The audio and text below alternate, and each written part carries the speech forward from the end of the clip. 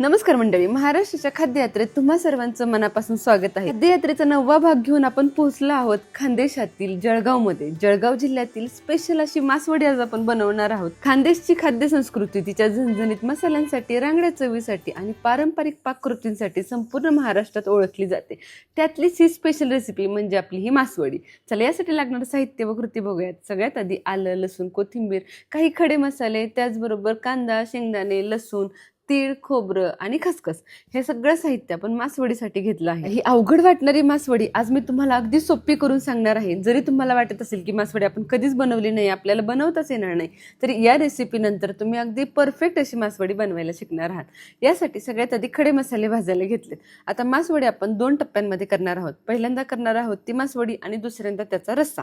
आता मासवडी बनवण्यासाठी एक स्पेशल मसाला करायचा आहे. यासाठी धने, जिरे, लवंग, काळी मिरी आणि दालचिनी हे सगळं साहित्य खमंग असं भाजून घ्यायचं. 1 चमचे धने, 1 चमचे जिरे, 4 काळी मिरे, 4 लवंगा, छोटासा दालचिनीचा तुकडा. या सगळ्या खडे मसाल्यांचं प्रमाण अगदी प्रमाणबद्ध घेतलं की चव अप्रतिम अशी आपल्या सारणाला येते. आणि खडे मसाले भाजताना सुद्धा अगदी लो फ्लेम वरती भाजून घ्या. शेंगदाणे खमंग खरपूस असे भाजून घ्यायचे.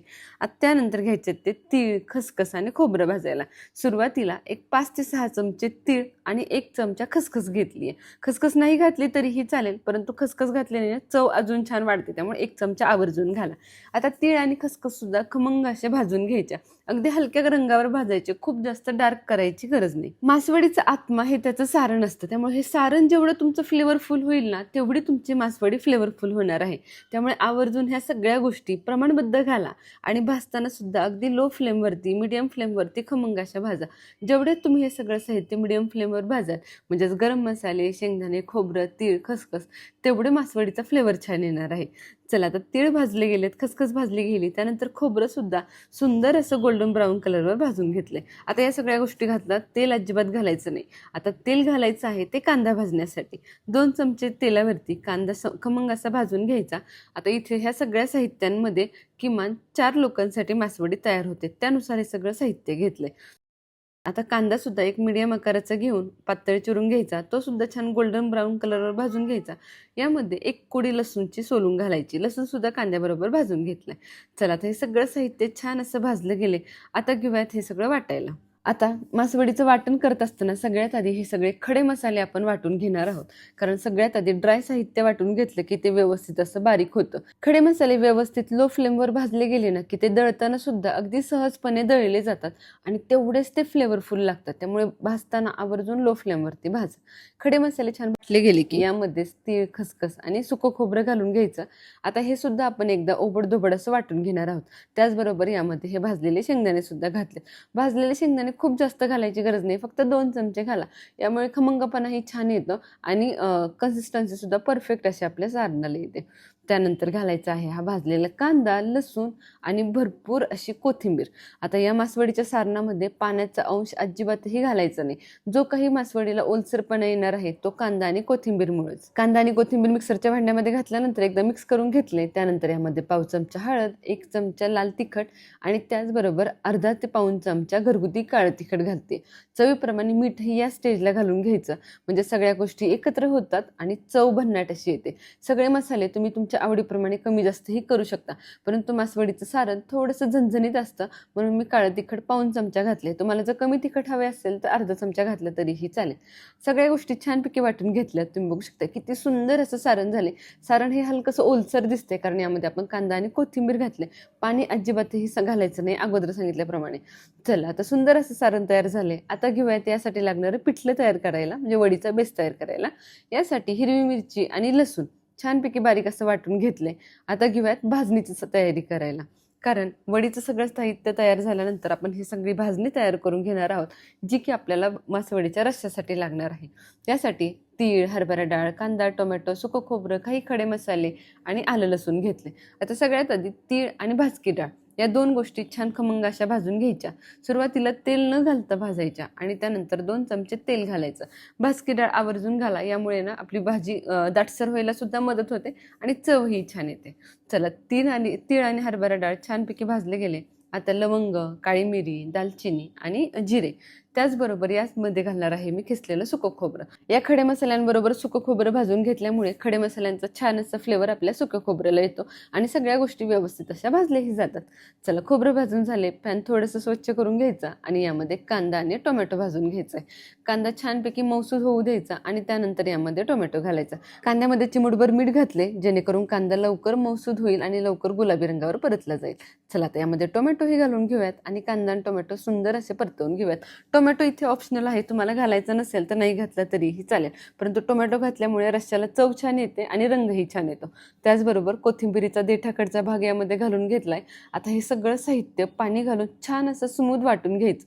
अगदी बारीक असं हे वाटण मी करून घेतलंय. तुम्ही बघू शकता रंग तर किती सुंदर असा आलाय आपल्या वाटणाला. चला, तर रश्श्याचं वाटण बाजूला ठेवले. आता घेऊयात आपलं पिठलं करायला, कारण वडीचं बेस असणार आहे ते आपलं हे पिठलं. यासाठी 2 चमचे तेलावरती हिंगाची खमंग फोडणी घालायची.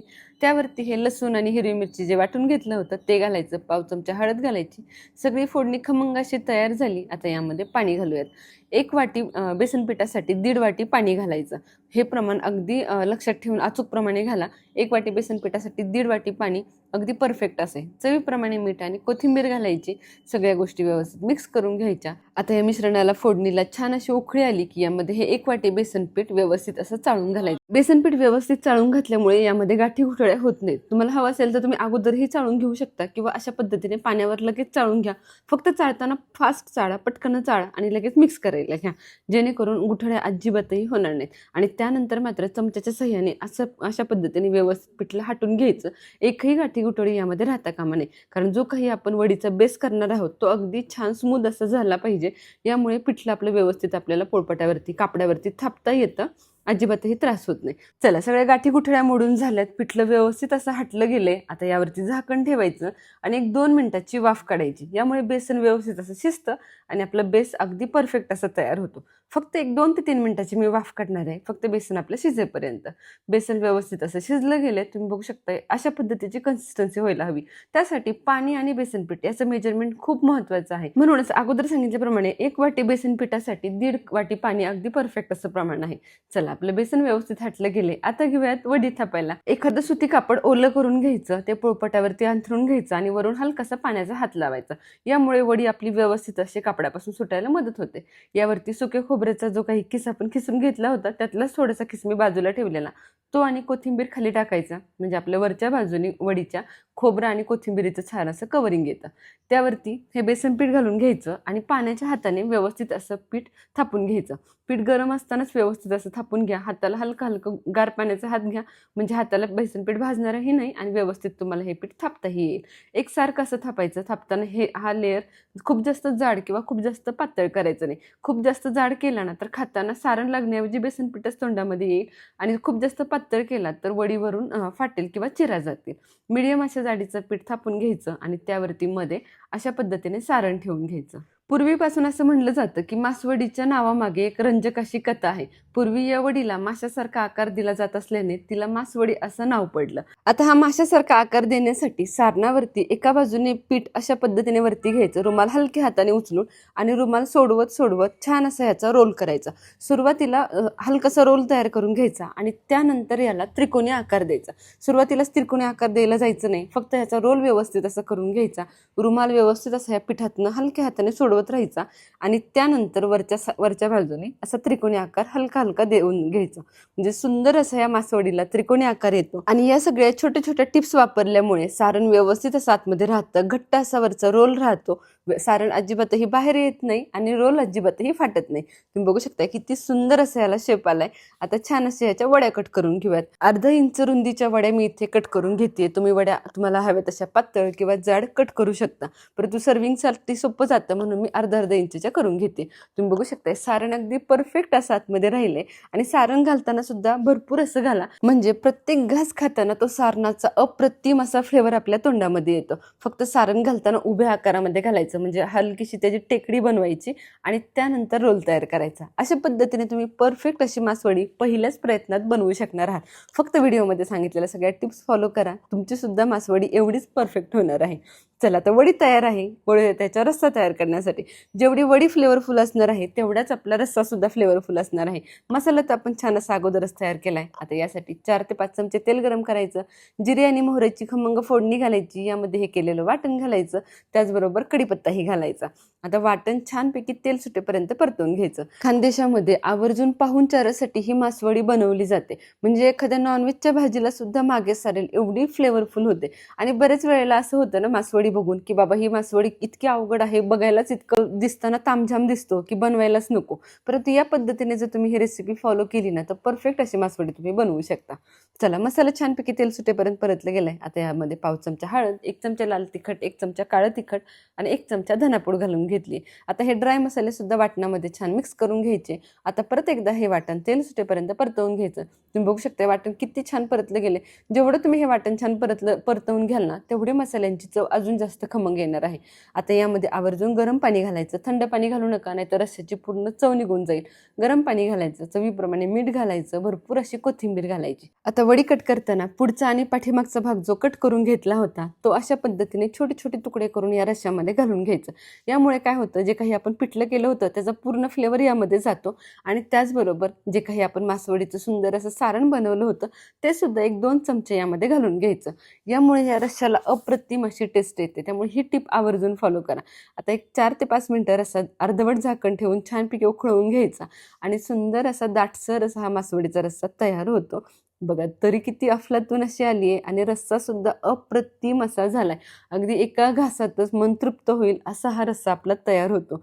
तरी सुद्धा भन्नाट अशी येते. चला, सुंदर अशी मासवडी आणि झणझणीत असा हा त्याचा रस्सा तयार झालाय.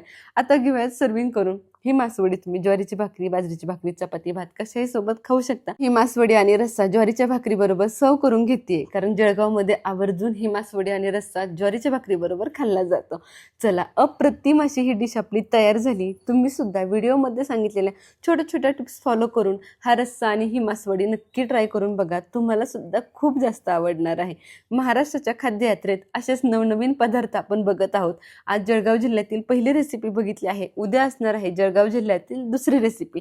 त्यासाठी चॅनलला आपल्या आतापर्यंत सबस्क्राईब केलं नसेल ना तर सबस्क्राईब करून ठेवा, कारण खाद्ययात्रेतील एकही रेसिपी मिस करू नका. एकापेक्षा एक भारी रेसिपी तुम्हाला बघायला भेटणार आहेत आणि एका सिरीजमध्ये महाराष्ट्रातल्या पारंपरिक रेसिपीचा तुम्हाला आस्वाद घेता येणार आहे.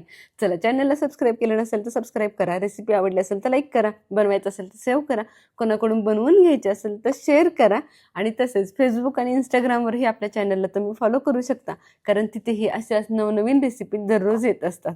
भेटूया पुन्हा एकदा खाद्ययात्रेच्या नवीन भागात. धन्यवाद.